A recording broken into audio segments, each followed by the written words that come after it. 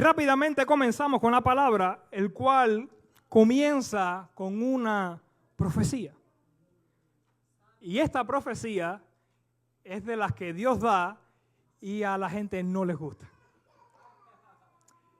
Se encuentra en Génesis capítulo 15, versículo del 12 al 13, hablando Dios con el patriarca Abraham. Abraham está esperando a su hijo, Dios aún no se lo ha dado, pero le habla que le va a dar el hijo, pero que también va a pasar aún más cosas con su descendencia.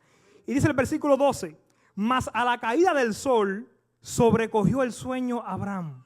Y he aquí que el temor de una grande oscuridad cayó sobre él.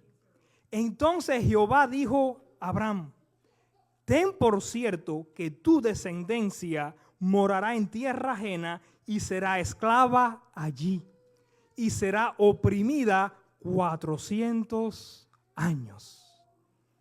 Según el versículo 12, sobrecogió a Abraham temor por causa de la oscuridad. Dios le habla y le dice que su descendencia va a ser oprimida por 400 años. Ahora, nótese que el Dios de las luces, el Padre de la luz, está hablando desde la oscuridad. Entonces, no siempre Dios está donde tú te imaginas que Él está. A veces Dios se encuentra en lugares que tú no le esperas que Él esté allí y Él está exactamente allí esperando por ti. Porque creemos en un Dios omnipresente, ¿verdad? Pero a veces lo ponemos en una cajita y lo ponemos en un lugar en que Dios está aquí. Si no es aquí, no me habla. Si Dios no me habla entre estas cuatro paredes, no me habla durante el servicio, no me habla durante la predicación, Dios no me habló. Y se te olvida que Dios te puede hablar antes de llegar aquí y aún saliendo de aquí también. O sea, Dios no restringe su palabra a un lugar, ni a una persona, ni en un momento, ni en una emoción, ni en un instante. Dios no se restringe. Dios habla y habla cuando quiere, como quiere, cuando Él quiere, en la forma que quiere, con quien sea. Amén. Entonces, esa es una de las primeras enseñanzas que Dios le da al patriarca Abraham en esta ocasión. Aunque soy Dios de luz, también hablo a través de la oscuridad. Entonces le dijo Dios a Abraham que su descendencia estaría oprimida, siendo esclava en Egipto 400 años. 400 años. Pero después leemos en Éxodo capítulo 12, versículo 40, Éxodo capítulo 12, versículo 40, el tiempo que los hijos de Israel habitaron en Egipto fue 430 años. Y ahí tenemos el primer choque. Señor, tú no le habías dicho a Abraham que eran 400 años. Y ahora acá estamos viendo que fueron 430. ¿Por qué esos 30 años de más? Porque 30 años de más en una vida de esclavitud no son cosas para dar gracia. Entonces, estos 30 años de más, ¿qué pasó? Vamos con la respuesta. No solamente tenemos preguntas, también tenemos respuesta. Entonces, ¿qué ocurre acá? Y es que hubo en Éxodo capítulo 1, 8, ocurre algo en Egipto. Entre tanto se levantó sobre Egipto un nuevo rey que no conocía a José y dijo a su pueblo, he aquí el pueblo de los hijos de Israel es mayor y más fuerte que nosotros. Ahora pues seamos sabios para con él, para que no nos se multiplique y acontezca que viniendo guerra, él también se una a nuestros enemigos y pelee contra nosotros y se vaya de la tierra. Entonces pusieron sobre ellos comisarios de tributo para que lo molestasen con sus cargas. Edificaron para Faraón la ciudad de almacenaje de Pitón y Ramsés, pero cuanto más los oprimían, tanto más se multiplicaban y crecían, de manera que los egipcios temían a los hijos de Israel. Y los egipcios hicieron servir a los hijos de Israel con dureza. Y ahora, la clave acá está en el versículo 8 que acabé de leer. Entre tanto se levantó sobre Egipto un nuevo rey que no conocía a José ni a su pueblo. Sencillamente, durante el tiempo que Jacob vivió en Egipto y todos sus hijos, había un grupo de personas gobernando Egipto en ese tiempo, los cuales se llamaban los Hicsos, con H. Este grupo también era ganadero, igual que el pueblo de Israel. Entonces tenían la ganadería en común. Y José de Egipto también estaba presente en ese tiempo, el cual conocemos la historia de él y ganó fama. Dios lo usó en sueño, en provisión, salvó a todo Egipto a través de la interpretación de los sueños que Dios le dio a José. También muchas de las naciones alrededor también comieron de la comida que se almacenó en esos graneros. Entonces se conocía bien la historia. Pero ocurrió lo que se llamó un golpe de estado. donde alguien de adentro del país, egipcio de verdad, nacido allí, no de este grupo de personas, toma el control, toma el trono, y es este nuevo faraón. Algunos historiadores bíblicos dicen que se trataba a lo mejor de Seti I, el cual es el que dice estas palabras acá. Y dice, miren el pueblo de Israel, cuando entremos en guerra, si esta gente se pasan con el enemigo, entre los dos nos van a derrotar. Así que seamos nosotros un poco más inteligentes y hagamos los esclavos, o pongamos opresión sobre ellos y que trabajen ellos para nosotros. Nosotros somos los egipcios, ellos están en nuestra tierra. Ellos son los emigrantes, ellos son los invasores y están en nuestra casa. Que hagan lo que nosotros querramos. Y dice la Biblia que construyeron para el faraón 2 ciudades, Pitón y Ramsés. Entonces, bajo esta situación de hostilidad, de opresión, de servidumbre, entonces Dios saca un plan para que se cumpla su profecía, que eran 400 años. Ahora, el problema con este plan está en lo siguiente, y es que el pueblo de Israel le pasó lo mismo que pasan en muchas naciones en estos tiempos. Viene la adversidad, viene el problema, viene la escasez y se acomoda. Porque ¿qué es lo que decimos? Somos resilientes. Nosotros podemos superar. Nosotros podemos ir por encima de estos obstáculos. Nosotros podemos ir más allá. Vamos a cambiar la milla extra y nos acomodamos. ¿Y por qué yo voy a pedir algo diferente? ¿Y por qué yo voy a hacer algo diferente si yo puedo en la condición en la que estoy? Y nos acomodamos. El problema está en que nos acomodamos en la incomodidad. Y hay ocasiones donde hay que recordar las palabras de Dios para que te des de cuenta de que Dios no te quiere de esclavo. Todo tiene su tiempo. Y Dios dijo que eran 400, no 430. El problema es la falta de hambre por Dios que había en este pueblo, que se le fueron los años y nadie miró profecía, nadie recordó palabras de Abraham, nadie recordó palabras de nada. Mis hermanos, está la cosa mala, los egipcios nos están golpeando, pero hay que aguantar, pero hay que seguir para adelante. ¿Les recuerda que un pueblo eso? Nosotros podemos, nosotros seguiremos adelante, sin importar el imperialismo yanqui, sin importar, ¿les recuerda que un pueblo eso? Y se acomodan prácticamente en la escasez, en la falta de corriente, en la falta de comida, en la falta de medicina, pero seguimos adelante. Con medio vitamina, con un solo cuarto de pollo, pero alimentaremos a 7 millones. ¿Les recuerda a alguien? Entonces, cuando leemos estas escrituras, cuando escuchamos estas historias, nos damos de cuenta que muchas de las cosas que pasan en estos tiempos, que pasan en estos días, no son nuevas. Ya se habían vivido. Es historia. Sencillamente, como el pueblo desconoce la historia, cree que está haciendo historia. No, no estás haciendo historia, está escrito lo que tú no te la sabes. Porque un pueblo ignorante es fácil de destruir, es fácil de controlar, es fácil de hacer lo que quieran con él. Porque desconoce. Y para el que desconoce, todo es nuevo. Mira un niño de 1 o 2 años. ¿Cómo lo ve usted? ¡Wow! Tú eres grande. No, tú eres que eres chiquito. No es que es grande, eres tú el que es chiquito. Como mi papá sabe. No, tu papá no sabe nada, eres tú que no sabes. Entonces nos damos cuenta prácticamente que al que no sabe, todo le es sorprendente. Todo le llama la atención. Todo le es increíble. Pero uno que sabe un poco más se da cuenta de que no sabe tanto. Deja que tú creas que te vas a dar de cuenta de la verdad. El problema que pasa con el pueblo es que aunque los años pasen, su mentalidad se queda allí. O sea, el cuerpo envejece, pero la mente sigue siendo la misma mente esclava como tenía 15, 20, 30, 40, 50, 80. Por eso que pasaban las generaciones acá y nadie se daba cuenta. Nadie recordaba, nadie buscaba, nadie procuraba un cambio, todo se mantenía igual. Y entonces en estos tiempos Dios levanta entonces a Moisés. El problema con Moisés está en lo siguiente, y en que él sabía de que había cierto propósito con él. Él sabía que el simple hecho que fue uno de los pocos hijos varones hebreos que sobrevivió a la gran matanza, el único que registra la Biblia, que fue criado en el palacio de Faraón, el único que fue instruido con toda la sabiduría egipcia de aquellos tiempos, que fue preparado prácticamente para gobernar como muchos de sus hermanos de crianza, fue él. El único privilegiado fue él.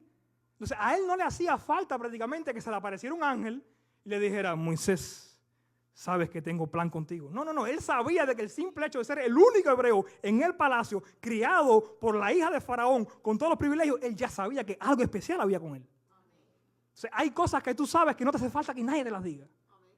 Y en este caso aplica esta. Ahora, ¿cuál es el problema con Moisés? Y es que en Moisés sí no sabía de qué manera el plan se iba a ejecutar, de qué manera Dios lo iba a hacer. Entonces él trata de hacerlo por sus medios, por su fuerza, como muchas veces hacemos nosotros. Vamos a dar una manita a Dios, porque está demorando mucho, hay que ayudarlo. Y la última historia que tenemos de eso con Sara y Agar, sabemos cómo terminó. Entonces dice el versículo 11 del capítulo 2, en aquellos días sucedió que crecido ya Moisés salió a sus hermanos y lo vio en sus duras tareas y observó a un egipcio que golpeaba a uno de los hebreos, sus hermanos. Fíjate que él se identifica a sus hermanos. La Biblia identifica a Moisés con los hebreos como sus hermanos. Rápidamente le viene la luz a Moisés. Para eso estoy yo en este tiempo aquí. Para eso Dios me puso aquí. Para que liberte a mis hermanos. Y voy a comenzar con este que está aquí. ¿Qué hizo? Entonces miró a todas partes y viendo que no aparecía nadie, como nadie me está mirando, mató al egipcio y lo escondió en la arena. Entonces, ¿qué piensa Moisés? Ya maté el primer egipcio. Este le va a contar a los demás de que yo lo ayudé a él y como yo también soy príncipe acá en Egipto, este le cuenta al otro, y entre todos voy a liderar una rebelión contra Egipto y le voy a dar la libertad al pueblo de Dios. Y cumpliré el plan por el cual Dios me ha hecho nacer y estar presente en estos tiempos. Su idea tenía empatía. ¿Por qué? Porque procuraba el bien para su pueblo. Procuraba el bien y el cumplimiento de la profecía y de la palabra de Dios. Su intención es buena. ¿Qué está mal? Su proceder. Dios en ningún momento le dijo, mata a ese egipcio. Dios nunca lo mandó a matar a él. Esa fue su deducción, eso fue lo que él entendió. Como consecuencias, al día siguiente, salió y vio a dos hebreos que reñían entonces y dijo al que maltrataba al otro, ¿por qué golpeas a tu prójimo? Y él le respondió, ¿quién te ha puesto a ti por príncipe y juez sobre nosotros? ¿Piensas matarme como mataste al egipcio? Entonces Moisés tuvo miedo y dijo, ciertamente esto ha sido descubierto. Y ahora vuelve de nuevo el temor. Y si éste lo sabe, ¿qué garantía hay de que Faraón también no lo sepa? ¿Quién no quiere llegar delante de Faraón con una información valiosa que uno de sus hijos criado en su casa cometió un asesinato contra su propio pueblo? ¿Quién no quiere ser ese de lengua suelta prácticamente que quiere compartir una información que Faraón incluso la pudiera pagar bien? ¿Quién no quiere ser ese? Entonces Moisés sabe de que desde ese momento en adelante tiene las horas contadas. Como príncipe también no es bobo, sabe que la consecuencia viene y tiene que actuar rápido. Y estando sentado, oyendo Faraón acerca de este hecho, procuró matar a Moisés, pero Moisés huyó delante de Faraón y habitó en la tierra de Madián. Cambio. Hasta aquí vivió Moisés 40 años. En 40 años comete su primer asesinato. Por ende, tiene que huir de Egipto porque ahora su vida corre peligro. Y ahora tenemos otro encuentro. Estando sentado junto al pozo, 7 hijas que tenía el sacerdote de Madián vinieron a sacar agua para llenar las pilas y dar de beber a las ovejas de su padre. Ojo, no eran ovejas eléctricas y venían a recargar las pilas. No, estamos hablando de pilas, es una canoa que se llenaba con agua para que las ovejas tomaran agua. Aclaro eso, Jasmine, just in case. Entonces, y volviendo, mas los pastores vinieron y la echaron de allí. Entonces Moisés se levantó y las defendió y dio de beber a sus ovejas. Fíjate que no creó prácticamente trauma lo que había pasado con él. Él sigue defendiendo al indefenso. El del buen deseo de ayudar al necesitado se mantiene en él, a pesar de que tuvo que salir corriendo de Egipto. Eso se mantiene en él. ¿Y qué le trajo de bendición? Oh, miren. Mas los pastores vinieron y le echaron de allí. Entonces Moisés se levantó y la defendió y dio a beber a las ovejas. Y volviendo ellas a Reuel, su padre le dijo, ¿por qué habéis venido hoy tan pronto? Ellas respondieron, un varón egipcio nos defendió de mano de los pastores y también nos sacó agua y dio de beber a las ovejas. Y dijo a sus hijas, ¿dónde está? ¿Por qué habéis dejado a ese hombre? Llamadle para que coma. Unos versículos más adelante vamos a leer que Jetro, su suegro, le da a una de sus 7 hijas por esposa. Entonces, en este caso, su buena acción la cual no requirió pecado porque no mató a nadie, le trajo bendición, una esposa. Las buenas acciones, justas y piadosas delante de Dios, siempre, siempre, siempre tienen recompensa. Las malas acciones también delante de Dios, también siempre tendrán consecuencias. ¿Era el plan de Dios que estuviera Moisés acá en Madián con las ovejas? No necesariamente. Él llega acá prácticamente por el pecado que había cometido antes. Dios se hubiera obrado con él en Egipto, pero él ayudó. Él trató de hacerlo a como él entendió, a como él pensó. Por consecuencia, termina acá. Y ahora aquí viene el clic de la cosa. ¿Por qué 430 años? Y es que aconteció que después de muchos días murió el rey de Egipto. Y los hijos de Israel gemían a causa de la servidumbre y clamaron y subió a Dios. Estoy leyendo en Éxodo 2:23. A Dios el clamor de ellos con motivo de servidumbre. Y oyó Dios el gemido de ellos y se acordó de su pacto con Abraham, Isaac y Jacob. Y miró Dios a los hijos de Israel y los reconoció Dios. En otras palabras, no fueron libres en los 400 años porque no clamaron a Dios. Sencillamente se acomodaron en su situación. Sencillamente trataron de hacerlo lo mejor que podían, pero nunca se quejaron con Dios. Se quejaban entre ellos. Mira lo que nos están haciendo, mira la carga, mira esto es lo que tenemos que hacer y nos añaden más trabajo y no nos dejan dormir y nos dan mala comida y entre ellos se quejaban, pero nunca ninguno se quejó con Dios. Cuando la queja solamente es vertical, es chisme, es murmuración, es crítica, es cualquier cosa menos edificativa. Pero cuando la queja es vertical, es oración, es petición, es clamor. Y entonces, ¿qué viene? Respuesta. Sube pregunta, baja respuesta. Sube queja e incomodidad, baja victoria, consolación, pero baja siempre respuesta. Entonces, asegurémonos que nuestras quejas no vayan para adelante, vayan para arriba. Porque siempre y cuando tu queja sube, Dios te la va a bajar en victoria en lo que tú necesitas. Ahora, tan así es que empezando el capítulo 3, apacentando Moisés las ovejas de Jetro, su suegro, sacerdote de Madián, llevó a las ovejas a través del desierto y llegó a Horeb, monte de Dios, y se le apareció el ángel de Jehová en una llama de fuego en medio de una zarza. Moisés se acerca prácticamente porque quería ver por qué la zarza ardía y no se consumía.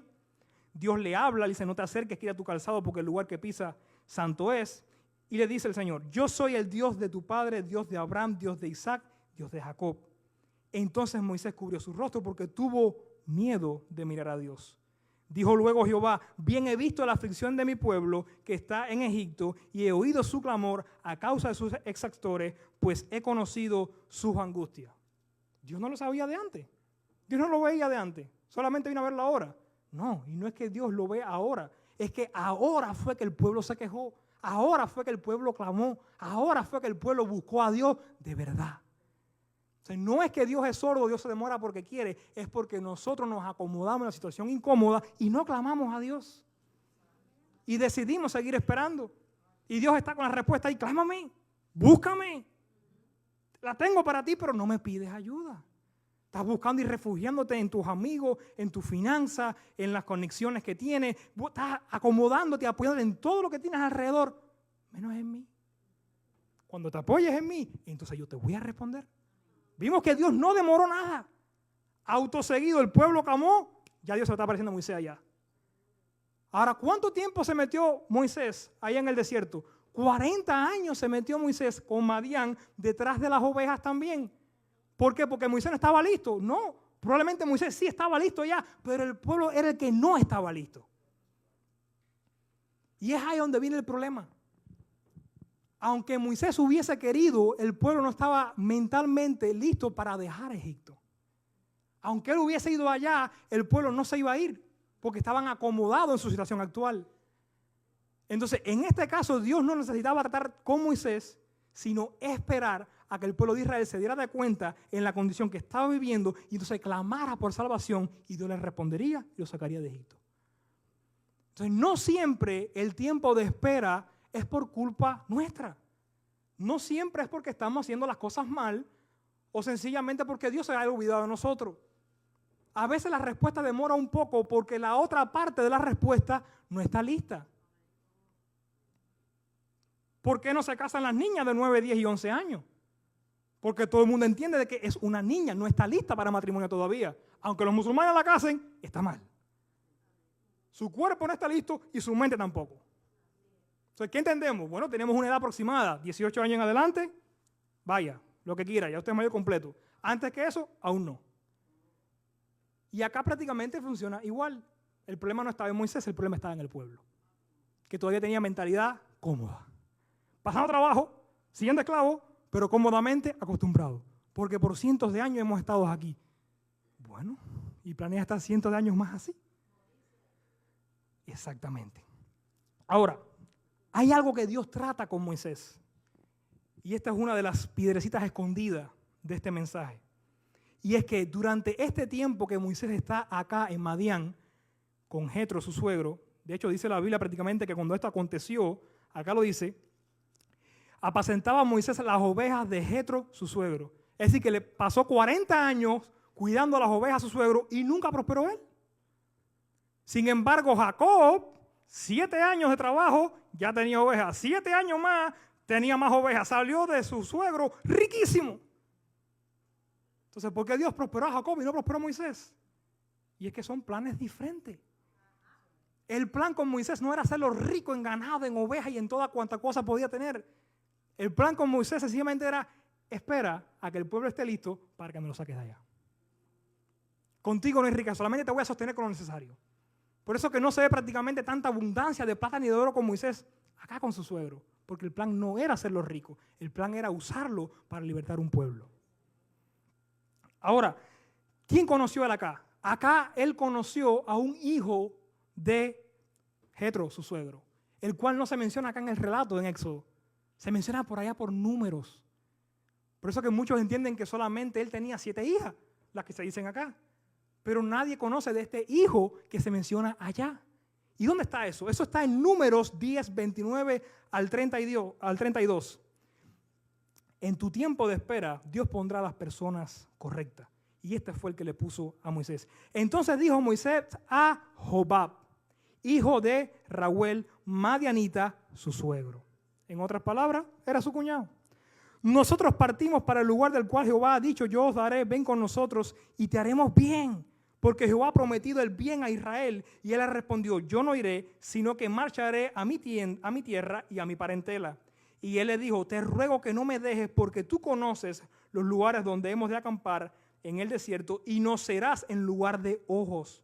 Y si vienes con nosotros, cuando tengamos el bien que Jehová nos ha de hacer, nosotros te haremos bien. Durante su estadía en Madián, este cuñado de él, más adelante le sirvió de bendición. O sea, no solamente consiguió esposa acá en Madián, sino que también tuvo la fortuna de tener un cuñado que estuvo también dispuesto a ayudarlo en la misión. Ojo que Moisés no menospreció la ayuda de su cuñado.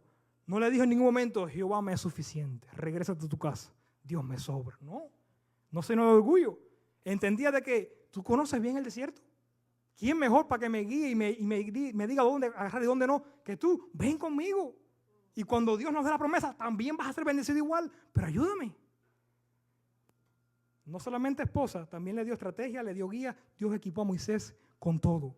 Ahora, ¿dónde es la parte donde es el versículo clave de acá? Entonces Moisés, Dios se le apareció, le habló, le dijo que iba a libertar al pueblo. Entonces, en capítulo 4 de Éxodo capítulo 4. Entonces Moisés respondió diciendo, he aquí que ellos no me creerán, ni oirán mi voz, porque dirán, ¿no te ha parecido Jehová? Y Jehová dijo, ¿qué es eso que tienes en tu mano? Y él respondió, una vara. Ya aquí estamos en plena conversación. Dios diciéndole a Moisés que vaya a libertar al pueblo, y Moisés tratando de convencer a Dios de que te equivocaste conmigo. No me van a creer. ¿Qué les voy a decir si me preguntan? ¿Y qué voy a decir si me pasa esto? Y estaba Moisés ahí dialogando con el Señor. A lo que Dios sencillamente dice, ¿qué tienes en tu mano? Tengo una vara, arrójala al suelo. Y la vara se convirtió en serpiente, pero dice el versículo, y entonces dijo Jehová a Moisés, extiende tu mano y tómala por la cola. Y él extendió su mano y la tomó y se volvió vara en su mano. Pero el versículo antes dice, cuando Dios le dijo, echa la tierra, y él la echó en tierra y se hizo culebra y Moisés huía de ella. Entonces ahí está la clave. En las manos tuyas es algo ordinario. Es una vara, es un palo. No es nada importante. Pero el mismo palo, la misma vara, en las manos de Dios es un milagro. Entonces el problema no está en qué es lo que tienes en la mano. El problema está en que si lo que tienes en tu mano estás dispuesto a dárselo a Dios. Era un palo, no le tenía miedo. Ahora cuando Dios le da la palabra y se hace culebra, él le agarró miedo al palo que antes tenía en su mano. Así que parece que la culebra le cayó atrás, trató de morderlo. Y Dios le dice, agárrala por la cola. Pero Señor, que me muerde, agárrala por la cola. Y se volvió a hacer vara. Entonces, ¿qué Dios también nos enseña? En que a veces también tenemos que enfrentar nuestros propios miedos. De Dios vino el milagro. La hizo de una vara a una serpiente. Pero de ti viene la decisión de enfrentar tu miedo a la serpiente y agarrarla por la cola. Porque no se volvió a hacer vara de nuevo hasta que él no la agarró. Mientras que estuvo en el piso, seguía siendo culebra, podía morder, podía enroscarlo, podía envenenarlo. Era una culebra. Con todas las cualidades. No ficticia, ni de Hollywood, ni de ciencia ficción. De verdad. Entonces no vuelve a su estado natural hasta que él no enfrenta el miedo a la culebra. Y bueno, si Dios me dice que es por la cola, pues te agarro por la cola entonces. Y se hizo palo de nuevo. Entonces, ¿qué está mostrándole Dios a Moisés? Las cosas en tus manos son ordinarias, pero para mí son señales. Lo que para ti es algo cotidiano, en mis manos es un milagro. Y le sirvió para sacar al pueblo. Logró sacar finalmente el pueblo de Egipto. El pueblo peca delante de Dios. Y tenemos entonces Éxodo 33:7. Y Moisés tomó el tabernáculo y lo levantó lejos, fuera del campamento, y lo llamó el tabernáculo de reunión. Y cualquiera que buscaba a Jehová salía al tabernáculo de reunión que estaba fuera del campamento. Aquí cambia la cosa. Hay momentos donde Dios te va a buscar a ti. Lo hizo con Moisés. El pueblo estaba listo, Moisés, ven. Y el pueblo está listo, ve y sácamelo de Egipto. Pero hay otros momentos donde te toca a ti buscar a Dios. Para este momento de Éxodo 33, ya el pueblo había visto la gloria de Dios, ya el monte Sinaí había humeado, había habido relámpagos, habían escuchado la voz de Dios, sabían de que Dios era real. No les hacía falta más evidencia, no les hacía falta más señales, ya conocían del poder de Dios. Entonces ahora les correspondía a ellos buscar a Dios. Pero miren qué condiciones. Y Moisés tomó el tabernáculo y lo levantó lejos, fuera del campamento, y lo llamó tabernáculo. Y cualquiera que buscaba a Jehová salía al tabernáculo de reunión que estaba fuera del campamento. En otras palabras, si quieres buscar a Dios ahora, vas a tener que dejar tu comodidad. Hay momentos donde estás acostado en tu cama y sientes que la presencia del Señor viene. Pero hay otros que vas a tener que bajarte de la cama y ponerte de rodillas y decirle, Señor, estoy aquí, ayúdame.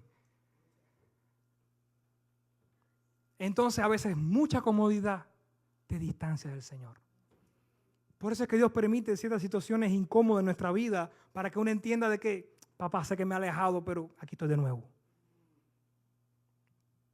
Entonces la incomodidad a veces nos humilla y siempre es necesaria. Por eso es que llegamos también a Éxodo 33:13. Y ya voy cerrando con esto. Ahora pues, si he hallado gracia entre tus ojos, te ruego que me muestres ahora tu camino para que te conozca y halle gracia en tus ojos. Y mira que esta gente es pueblo tuyo. Y él le dijo, mi presencia irá contigo y te daré descanso. Y Moisés respondió, si tu presencia no ha de ir conmigo, no nos saques de aquí. versículo del Congreso. Si tu presencia no ha de ir conmigo, no nos saques de aquí.